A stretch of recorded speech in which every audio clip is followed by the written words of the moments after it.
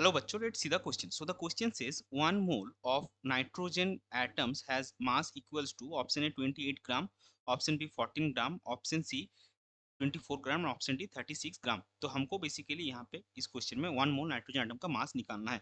तो चलिए सबसे पहले देखते हैं इस क्वेश्चन का की कॉन्सेप्ट क्या है। सो इस क्वेश्चन का की कॉन्सेप्ट है मोलर मास। तो अभी देखिए मोलर मास क्या है। Molar mass is the mass of 1 mole of any substance. तो अगर हम 1 मोल ऑफ नाइट्रोजन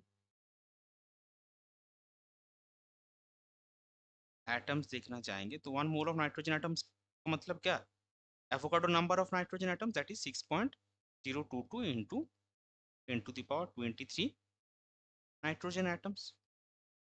और इसका जो मास होगा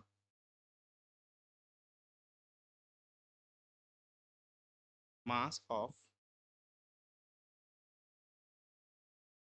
these एटम्स यानी कि 6.022 इंटू 10⁻23 नाइट्रोजन एटम्स का मास ही होगा आपका मोलर मास। तो वो क्या कितना है नाइट्रोजन का, molar mass of nitrogen is equal to 14 gram. तो ये 1 मोल नाइट्रोजन का मास हो गया। अगर हम जितने हमको मासेस गिवन है अगर हम उसको मोल में कन्वर्ट करेंगे तो नंबर ऑफ मोल्स क्या आएगा, नंबर ऑफ मोल्स आता है आपका given mass by 14 gram mole in by molar mass. तो पहले केस में आपका नंबर ऑफ मोल्स कितना आएगा,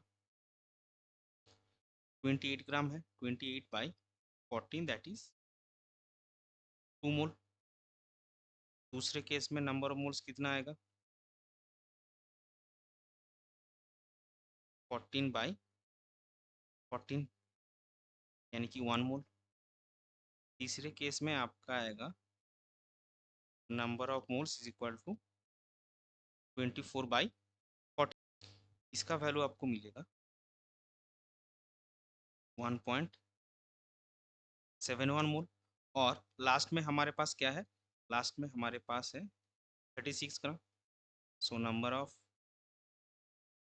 moles 36/14 that is 2.57 mole. So 1 mole हमको कहाँ पे मिला, बी के केस में।